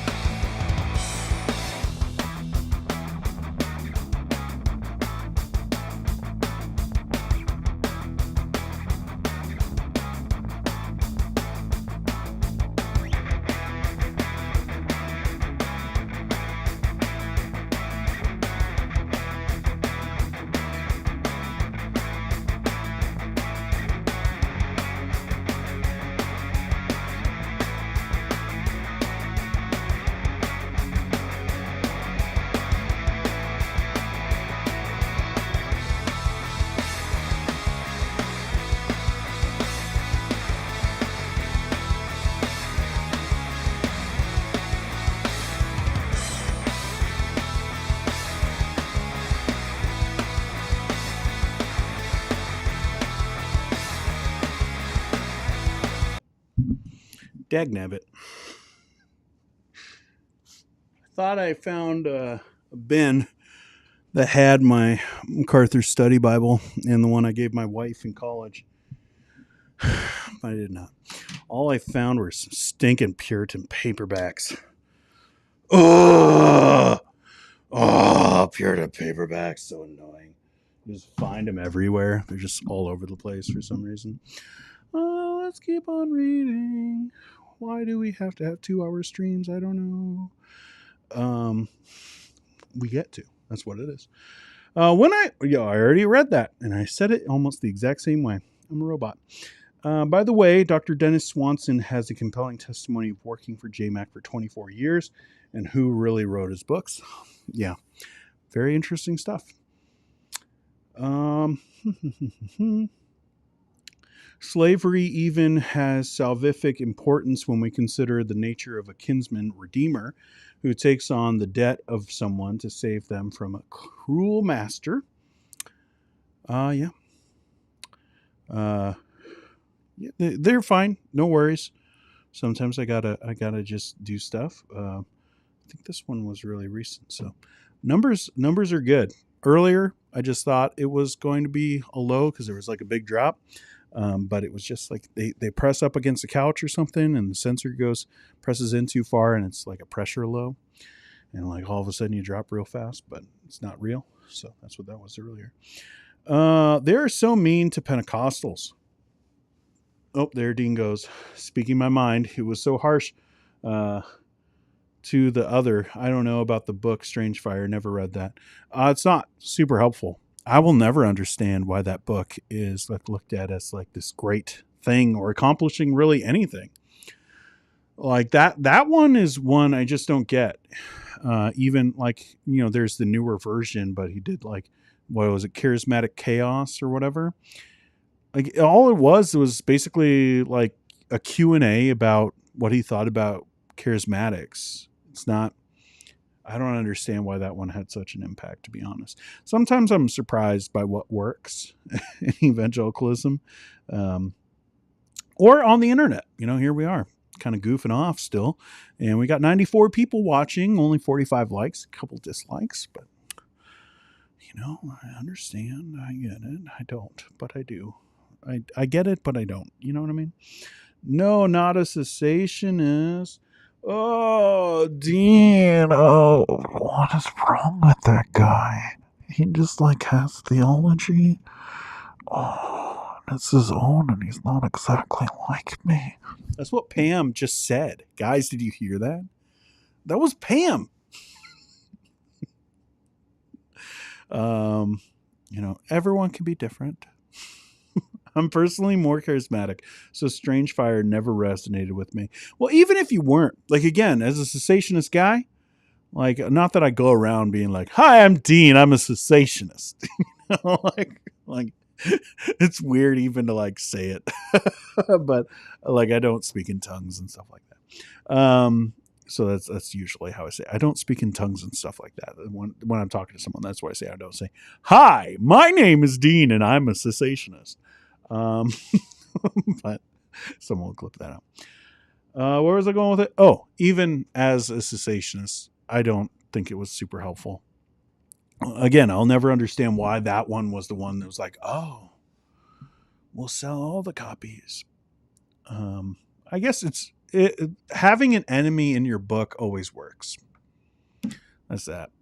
And how much of that was making an enemy out of someone who shouldn't be an enemy because it works? Let you be the judge. The comment about 50 years of putting doctrine into the text was part of his slap down and put down to a woman called Alana that gave it a different meaning. Is that lady who like made a video and he like responded to it?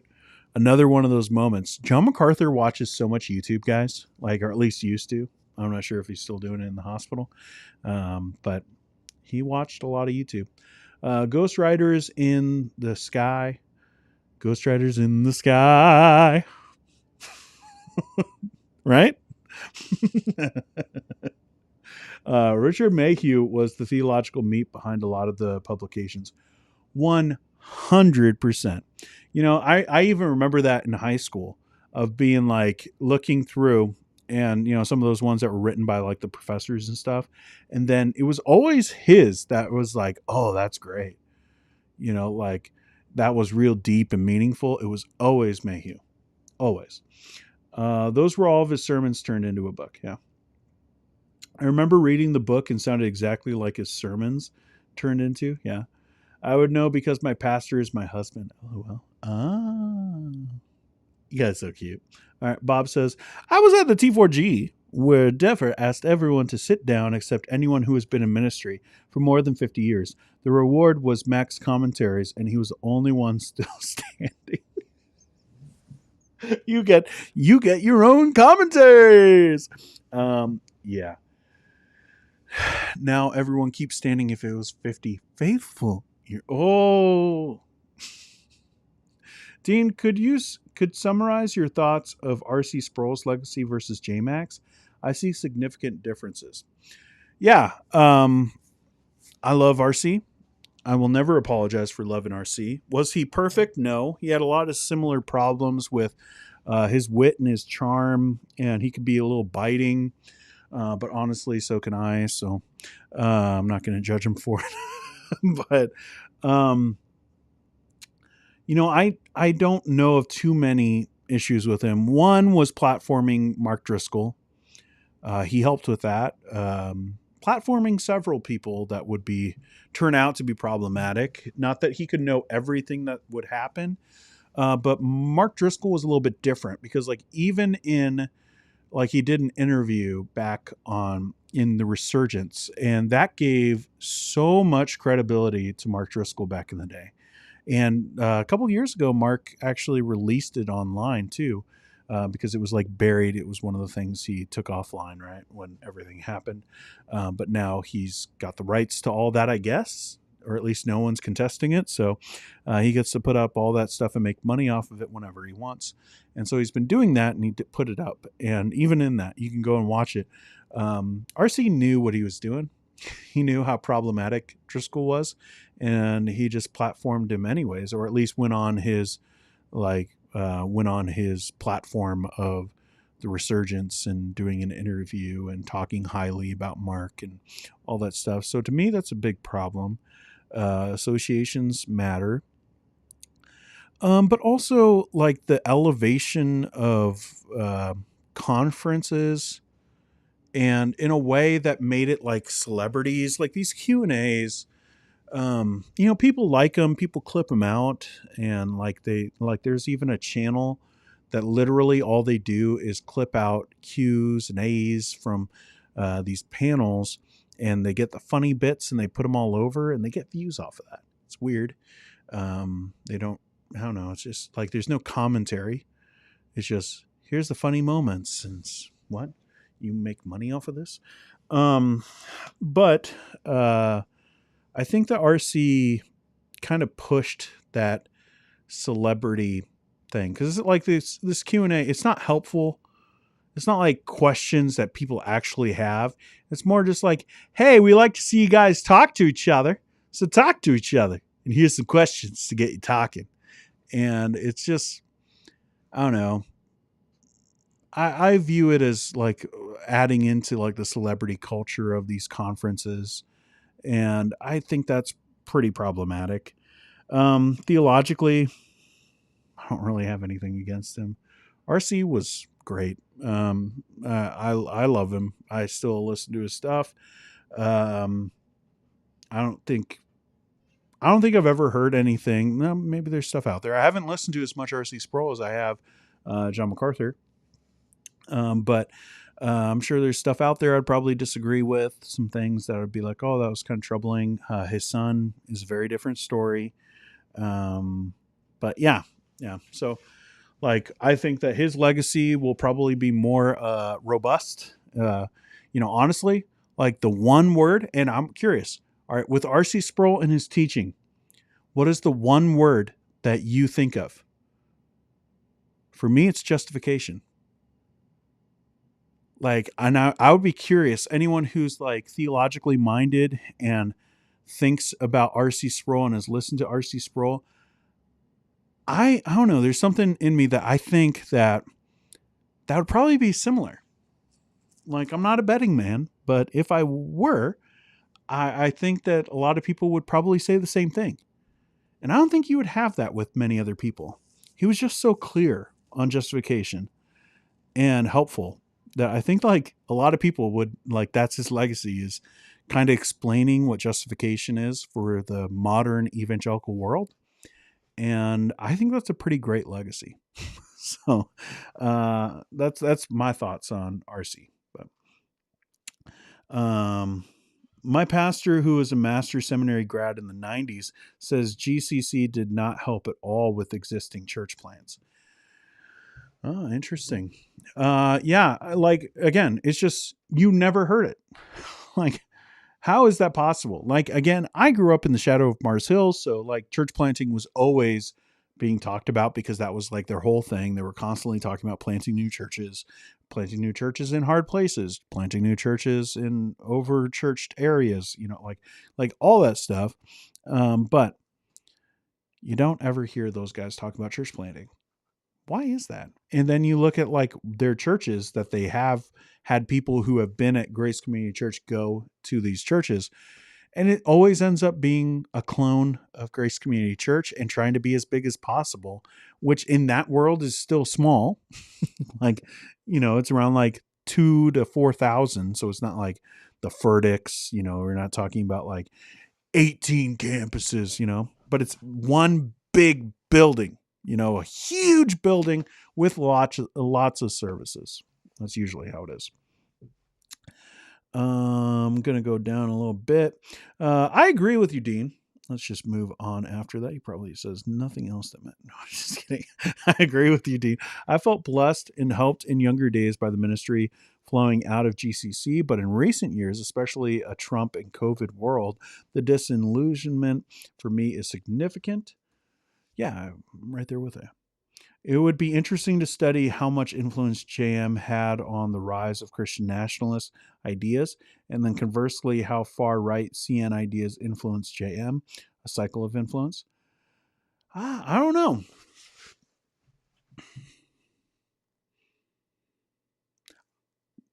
I don't think that there's as much there as people would think.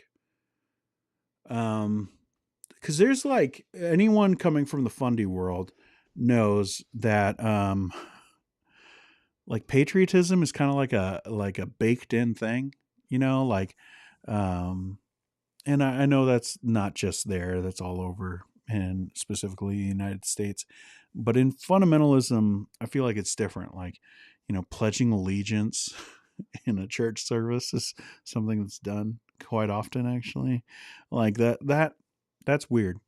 And so I think that a lot of like what John MacArthur ended up doing was probably from that, rather than like this idea of taking over the country.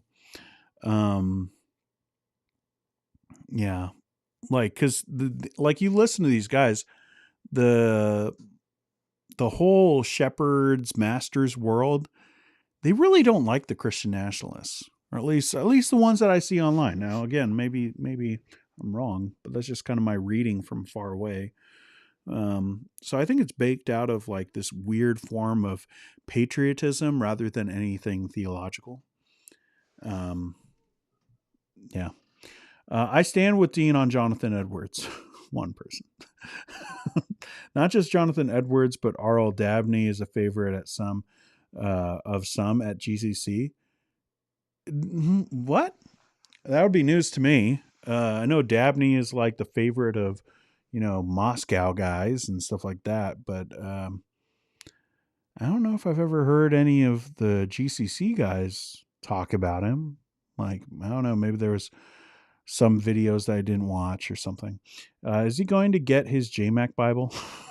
You guys know me so well. Nathaniel Lewis, very late to the stream. Depending on how this comment goes, we might forgive you. But I would like to know why people have so many problems with JMac. Take the good and then leave the bad stuff. Same with all teachers. And by the way, I'm aware of his controversies. Are you aware that he wrote a letter to a little girl who was abused by her dad, telling this little girl to just forgive him without any accountability, without going to jail, without any kind of issues like that? It's a little much, right? Like, I don't mean to like just point you out, but like that's the thing. Like, these people don't think about that. That's a thing that's out there. Julie Royce has that on her website. You can go and read the letter. And it's very troubling. And I think it goes beyond just like controversies of like, lordship salvation stuff, of not to belittle that, but like it's like, oh, people have disagreements about it, or the charismatic stuff. Like, it's beyond that. LOL, I'm imagining Dean at the next parent teacher conference. Hi, I'm H's dad. I'm a cessationist. Yeah. There's a scene in Snow Day, which I did first time bringing up the movie channel. But I did a reaction to Snow Day from 2000. Maybe you guys remember that movie or not. Probably not, but I did a reaction to it. And I forgot that there's this moment where there's like a couple bullies, high school bullies, and one of them is like, "Hey, this is Hank. He's going to be hurting you today." And like, it's just like this really big guy with like the most vanilla face you've ever seen. He's just like, "Hi."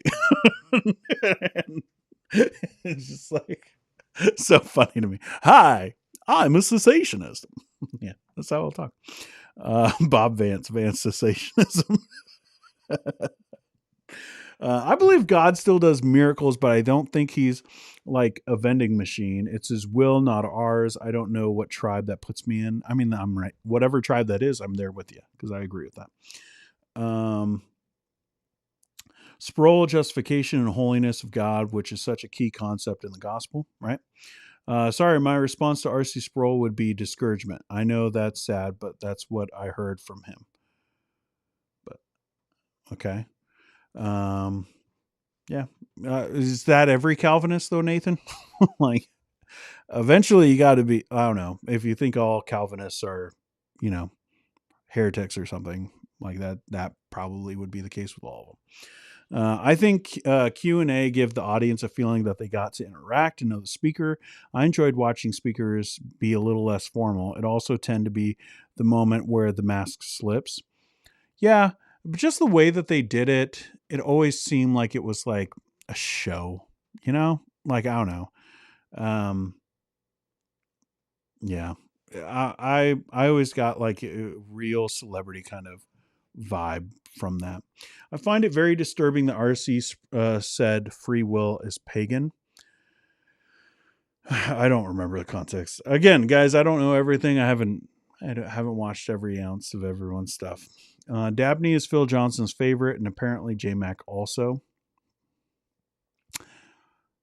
Philly, that guy. Oh wow! Thought the letter was out of context or something. That's definitely thought the letter was out of context or something. That's definitely great. That's definitely bad, I think is probably what he meant. Yeah. So that's where we're at. That's the stream today. We got 93 people still hanging out, 91 watching, 48 likes. If you liked this stream, please do me the favor. Even if you're one of those people that doesn't do a whole bunch of stuff on the internet, like doesn't, you're not hopping in the chat. You're not leaving a comment because it's weird. Like you think it's just a weird thing to do. Please just do me that favor of hitting that like button. It doesn't take a lot of effort. You just hit that like button. You don't have to have an account to do it. You don't have to like sign in. Just hit the like button, and YouTube's like, hey, they like this, and it might help some way. I don't know. The algorithm is a mystery. It's a mystery. It's one of the greatest conundrums. I will never figure it out. Although I have tried. Yeah, that's not great. Yeah, I get you. Yeah, hey, you guys want to know something about me before we end this thing? There are some words that when I'm writing or typing, I just miss all the time, and it causes a lot of issues. Like, I don't know why. There's just some words in my mind that I just skip. One of them is not. Like, I'm right there with you if that's something for you. I don't know why we do that, but that's just a thing. I've talked with other people. They seem to have that kind of thing too. And it's just like there's some certain words that you just consistently skip out. And one of them for me is not. And it creates a lot of issues when you're texting someone and say like, saying something really negative without trying to be negative or positive without trying to be positive. And just like, oh, it's exactly the opposite of what I meant to say. So that's something I do all the time. Let's see. Hopping in the chat for the algorithm. Thanks, man. Also good to see you. All right, that's the stream. I hope it was helpful. I hope we fixed everything, and this is now what everyone will always think about John MacArthur forever. And I have written that down in concrete, and I figured it out for everybody, and no one's ever going to have to disagree because we figured it out. People will reference this video for years and years and years of this is what evangelicals think of John MacArthur and how they should think. Not just what they think, but how they should think. Wow, that was the most fundamentalist thing I've said all day. Okay, bye guys. Have a great rest of your Monday, and I will see you on another day, perhaps. But who knows? Who knows? What's the temperature outside?